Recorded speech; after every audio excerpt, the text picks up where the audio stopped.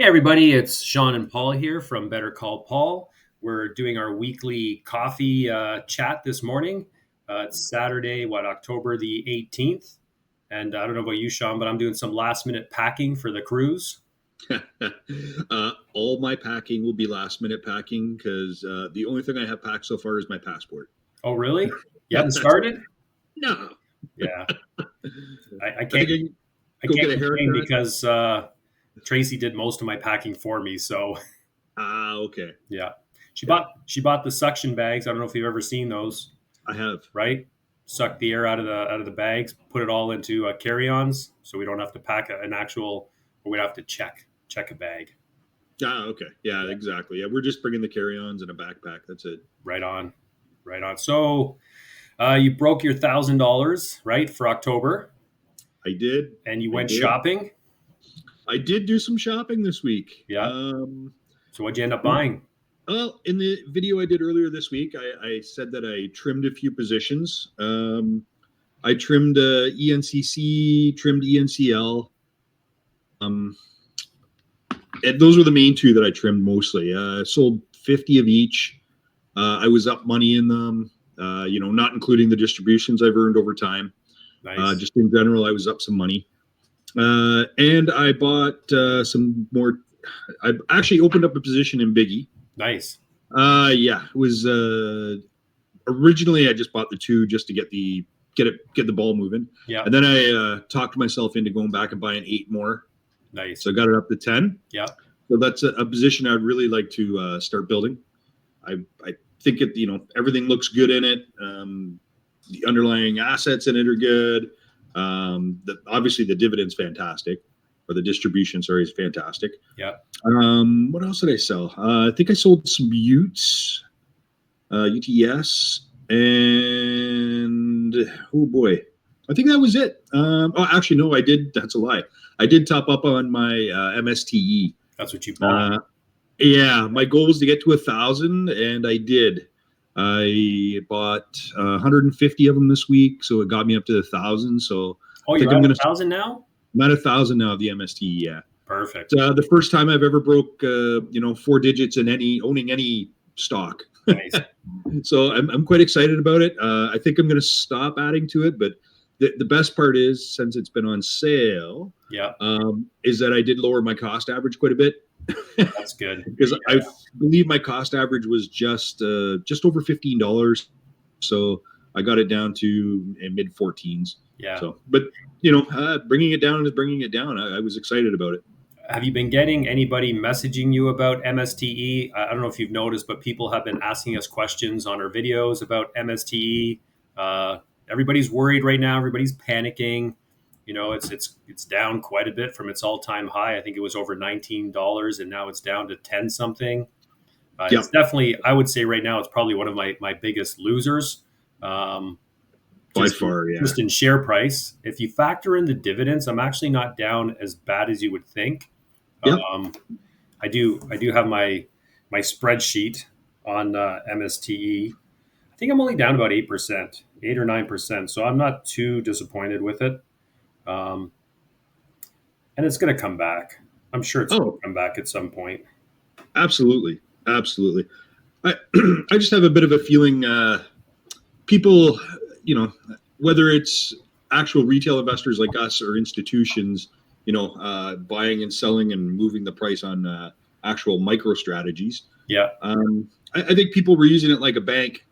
They were buying into it, building it up when it got over 400, and now that the stock market's kind of crashing and things are, at discounted prices, they're selling their MST, or sorry, their micro strategies, and cashing it in and buying other stuff right now because it was.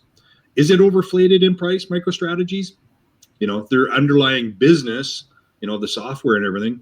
It is a bit profitable of a company, but their main thing is they're like a Bitcoin bank. yeah, yeah. I think they were overvalued. I guess at one point you were paying a big premium for the Bitcoin holdings, but I have a feeling long term, if you believe in Bitcoin and it's going to go up in value over time, it should be okay. I'll be honest with people. I think there's probably going to be a reduction in the distribution on MSTE Yeah. eventually. I don't know when, maybe this month, maybe the month after, but I'm sure at some point in time they're going to have to reduce it. Unless volatility is up, right? If volatility is up, the premiums could be up, and maybe they'll be able to keep it the same.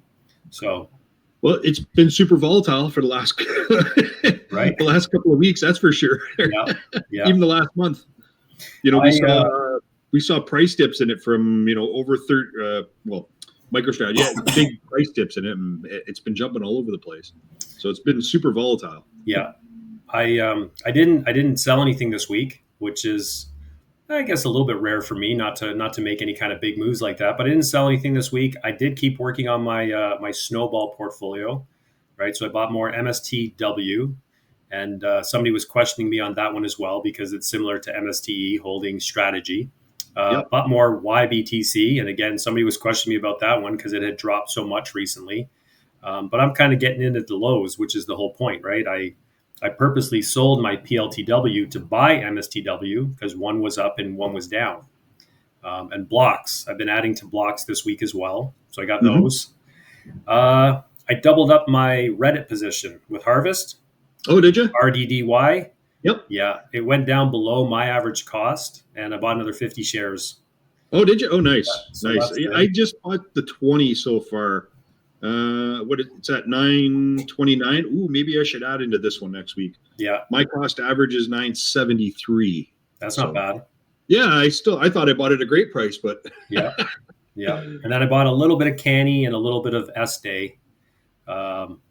Both, I like both of them. One being on the Canadian market, and then the other one, I really like what Hamilton did with their new series, C-Day, S-Day, and Q-Day. I think it's actually something that we could do in a video just to talk about those products specifically and how they're different than other covered call ETFs. The different strategy that they're using. Yeah, I only own, out of all of them, I think I only own the S-Day. That's it. But I would like to continue to add that one too. But the actual price share itself's a little steep. Yeah. For my investing strategy, $24 is but like I said, I started opening up a biggie one. And that's big money too. But. Yeah. I decided to look into some of the news in the market to see, my portfolio personally dropped 3.5% since October 9th, my all-time high. So I was just checking out to see what all this volatility was about. And so three points that I found was, one of them is, of course, the U.S.-China trade tensions. Another one had to do with banking stress in the States, specifically regional banks. Yeah. And then the last one had to do with the sustainability of high valuations. And they're talking about tech stocks and AI, which I think makes people nervous, because if you're holding a lot of AI stocks or, ETFs, tech stocks, and the valuations are high, it's only everybody's relating it back to when 1999 with the bubble.com burst. Yeah. So, the question is whether or not something like that's going to happen again. But I almost wonder if it's just a lot of noise that maybe we shouldn't pay too much attention to. I was actually thinking about buying Utes. You said you were selling some, because sometimes when when tech bubble bursts, people move all their money into utilities, right? Banks, utilities, right? Yeah. So I thought maybe to offset a bit of my volatility or my risk to buy some more utilities. Yeah, I'll definitely build on that position again. It was just trying to move my portfolio into getting a little more money every month, and just swapping the money around. I had 300 shares of Utes, so I just thought I'll trim it back a little bit, and made more money available for to open up a position in Biggie and some other maybe a little more expensive stock. Yeah, some higher payments. But the stock markets have gone down, and this week was pretty rough. I watched my portfolio go from an all-time high to just hovering just above 50,000 now. So I was almost at 55. So I've in the last week and a half I've lost almost 10%. But it is what it is. It doesn't scare me one bit. Yeah. I don't know did you watch that little Warren Buffett video I sent you this morning? I did. I saw the one you sent me, and I'm familiar with it. And it's interesting that people always forget that quote when they're Yeah. talking about covered call ETFs and how much our share prices drop sometimes. Yeah. You have to be willing. It doesn't matter if it's growth or if it's like we do the covered call ETFs. You have to be willing to risk it and sit through a giant drop of, like Warren Buffett said, 50% in the value of your the asset that you purchased. It can happen. It can Yeah, happen. But with every great fall, there's a great rise. And if you have some money put aside, or you can afford it and buy when it's what you think is the bottom, because you can't time these things out. And when it springs back up, your portfolio is just going to be twice as great. The recovery is going to be amazing.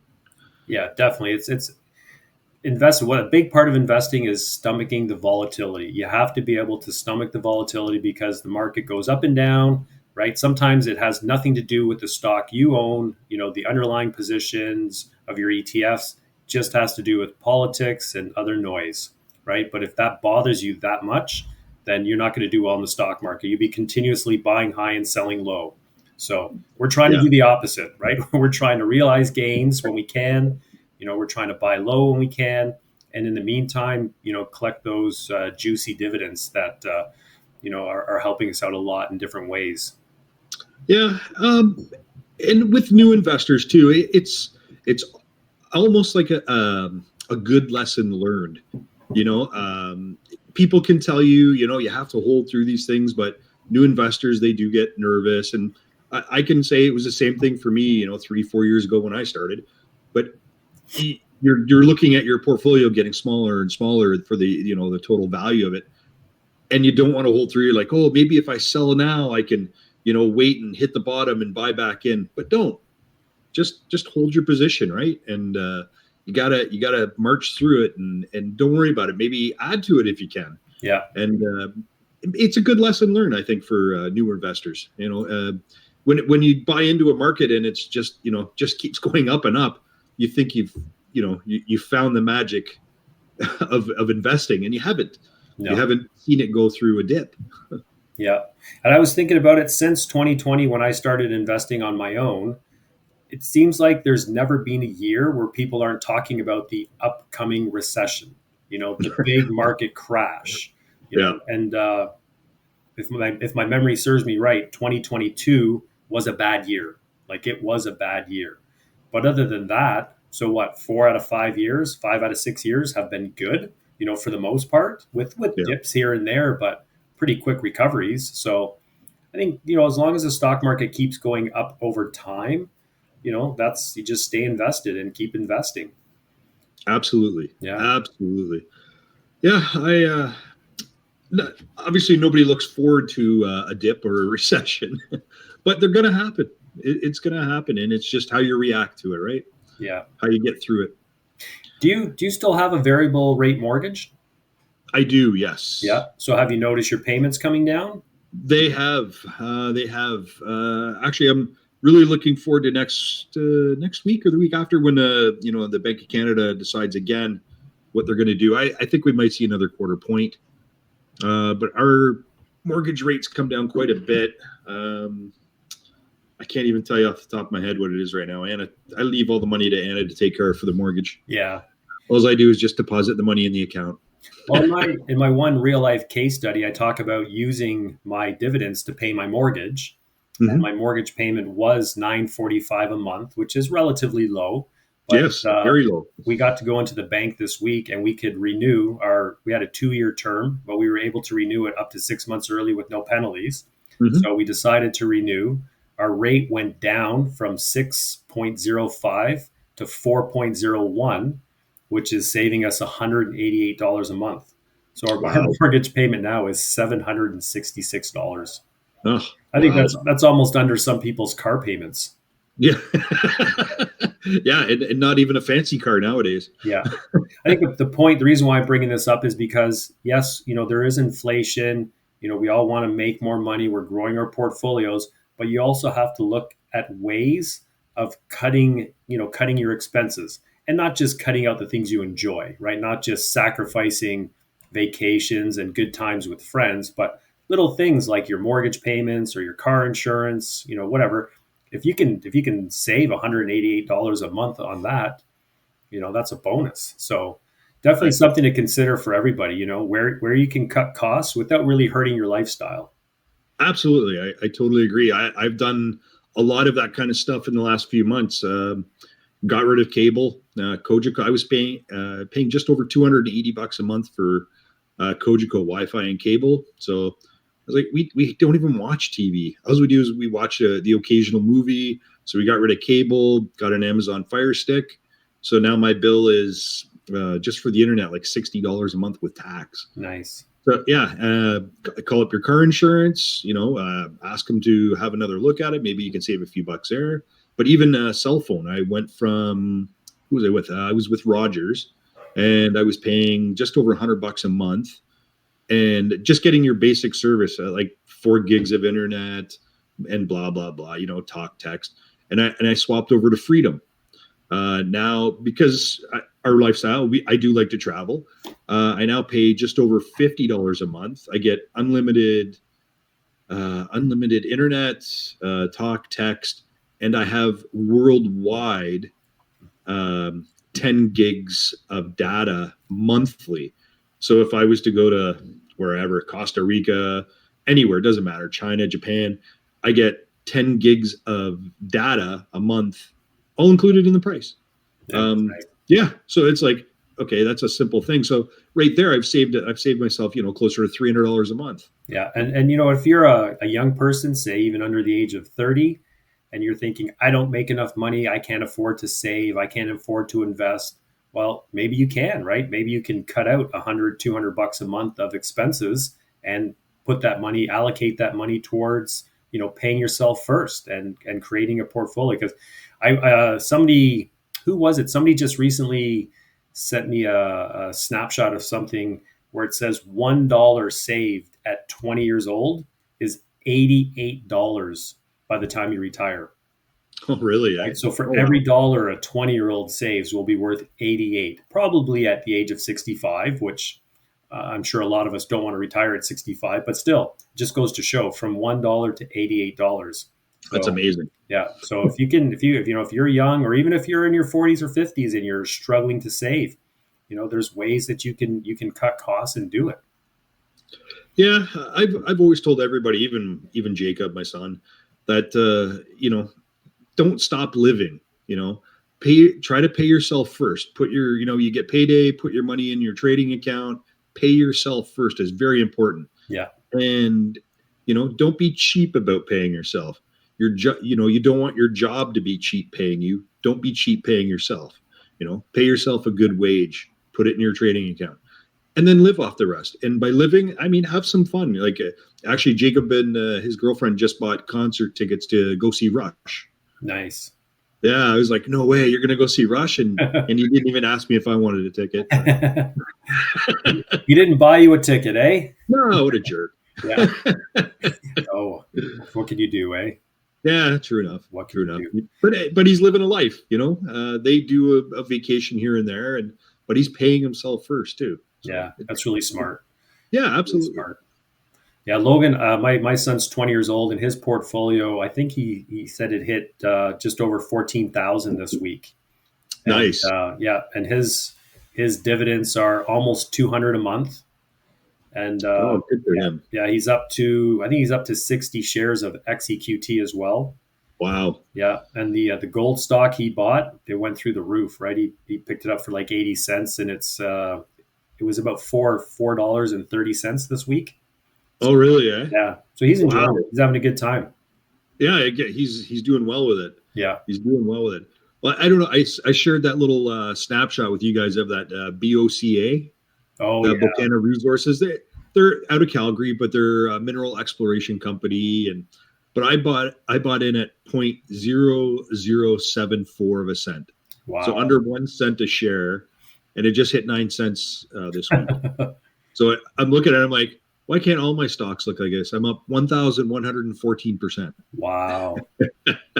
But you know what?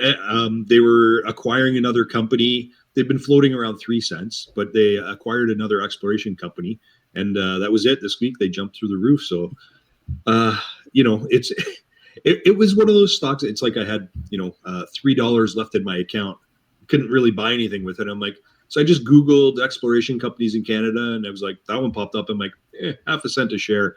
So I put the $3 in. So I got like 1,000 shares of it.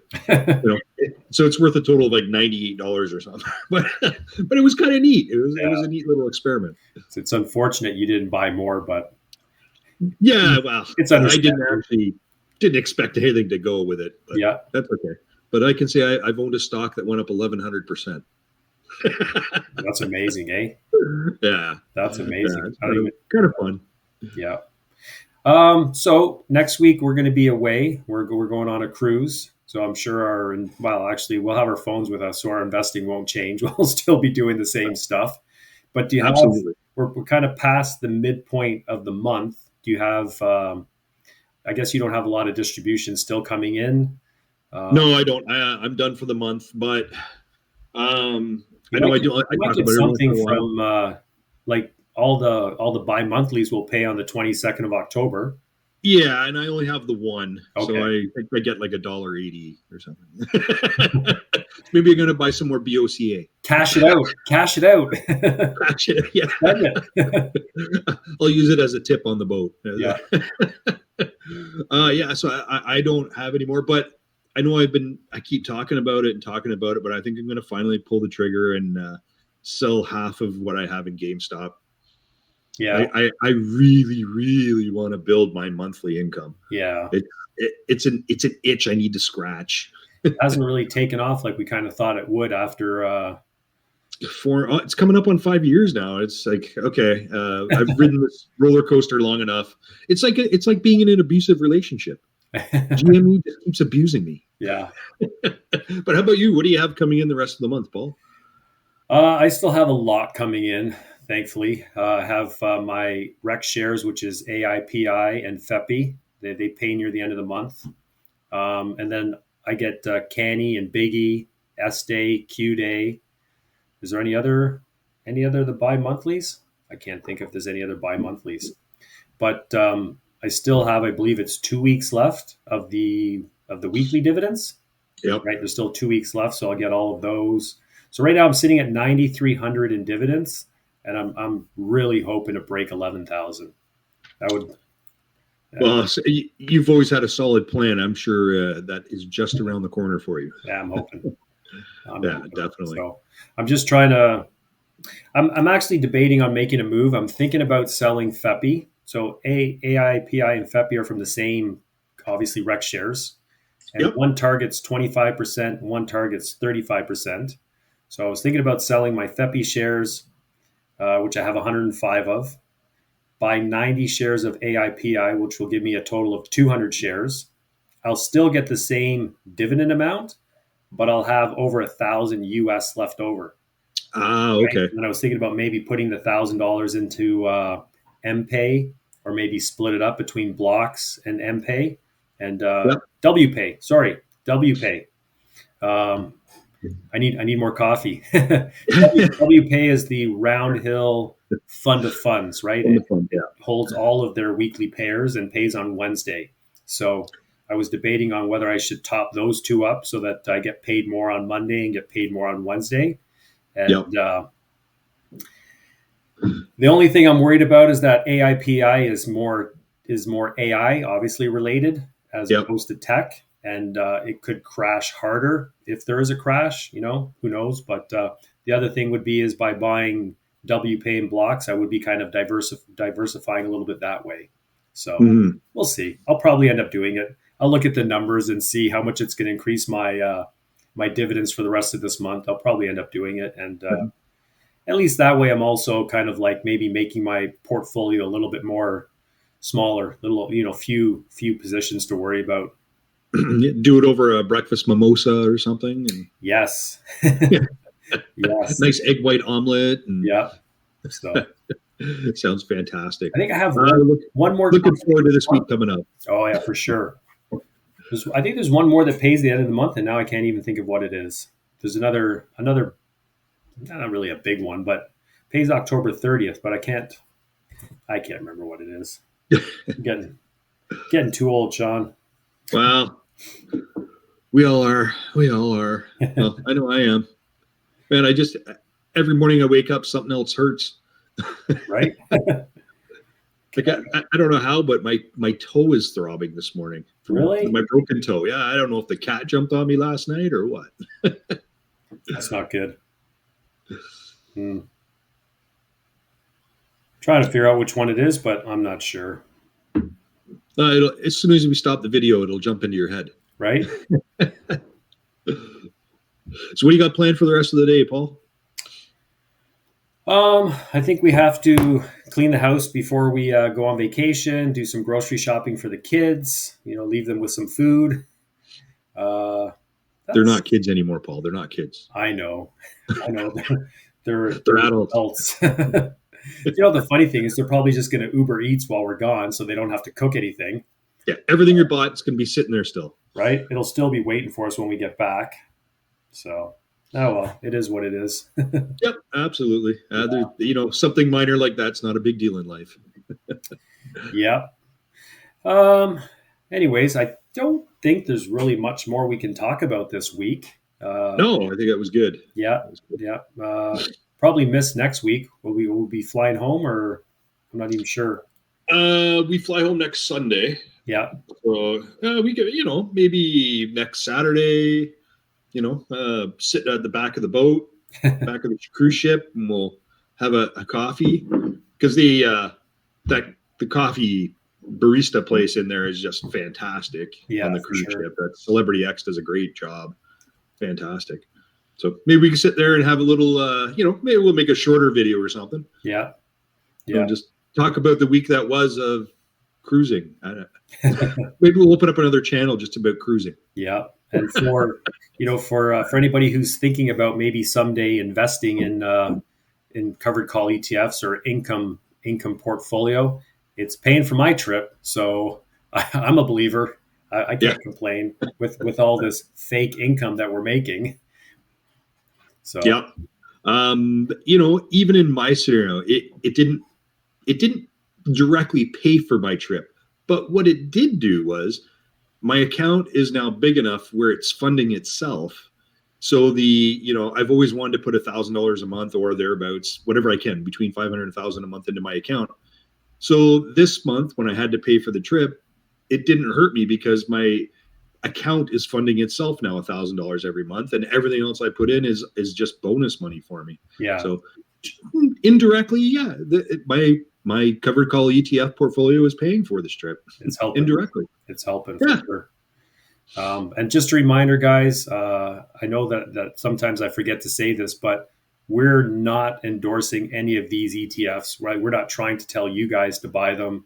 We're not suggesting you run out and buy blocks or, MSTE because we own it, right? You guys have to do your own due diligence. We're not financial planners, and we're just talking about what we're doing and what's working for us. So make sure you figure out what works for you before you buy anything, and I understand the risk, okay? Because I think it's one thing we probably don't talk enough about, but there is a lot of risk in the stock market. Whether you buy stocks or ETFs, there is risk, and with a lot of these products, they're very new, right? So that's a risk as well. Fees are high, so that's a risk. But for Sean and I, we've taken a look at all the risks, pros and cons, and it works for us. So we're happy with the results. But Yeah, absolutely. That works for our lifestyle, for our goals. That's another thing. I watched a video with Mark Beavis, and I thought it was fantastic. He was talking about why is everybody trying to beat the S&P 500, right, as a benchmark. He said, in his opinion, it's more important to sit down and figure out what your goals are, right? Yes. If your goals to have $3,000 a month to spend in retirement and you reach that goal, then you're successful. Doesn't matter if you're above the S&P 500, below it, or whatever. That's your goal. So I think people oftentimes get too hung up because people will text me, oh, but how's your portfolio doing compared to this? I don't know. I don't really care, right? That's not what I didn't set out to beat the S&P 500 or the NASDAQ. I mean, if I'm beating them, then great.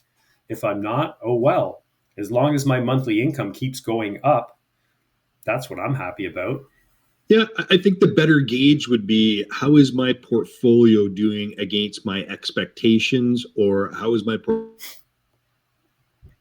portfolio doing against what my goals were when I set out on this journey. Yeah. And if, you know, and if it's right on pace, right on target, or beating it even, that's fantastic.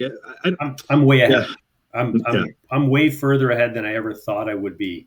And you'll notice it too, Sean, like you said a few minutes ago, which is really important. You don't even have to put money in your portfolio anymore, and you can still buy $1,000 worth of shares every month. Now, if you put in another $1,000, now you're doing $2,000 a month, right? Exactly. And a year from now, it's going to be $2,000 a month in distributions, plus your $1,000 is going to be $3,000, right? Yeah. And that's how the snowball effect really rapidly works well for income portfolios. And I'm sure it does as well for growth portfolios. It's just on the growth side, you're not getting the income paid to you. It's just building up within the ETF itself. So, absolutely. Absolutely. And there's nothing, and that's, you know, if that's your, the way you want to invest, that's awesome. You know, the goal for every investor is the exact same end game: make money. You know, it doesn't matter how you do it. Your goal is to make money. I think we're officially at 3 months too, 3 months since we started the channel. Is it really? Is today? Well, tomorrow's the 18th, but there's you know different number of days of month, or different days in a month, or whatever. But we're pretty close. Yeah, it's Jacob's birthday, so we're going to take him out for dinner tonight, and I can't believe my oldest child is 26. Man, am I old. All right, John, well, I'll let you go so you can get ready for that, and we'll see you later tonight. Yes, sir. We'll see you later on. All right, take care. Have a great day. Yep, bye for now.